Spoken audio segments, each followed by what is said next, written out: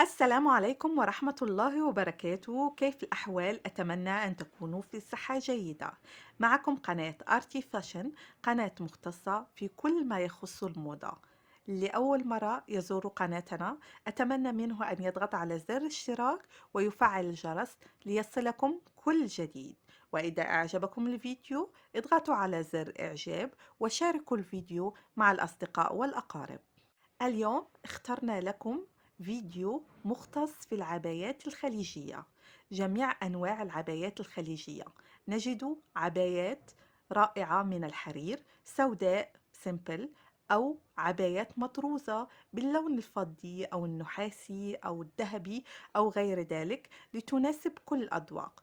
كذلك نجد العبايات من الكريب السعودي المعروف بمقاسات مختلفة، تبتدئ من اللارج إلى 4X و 5X لتناسب كل المقاسات.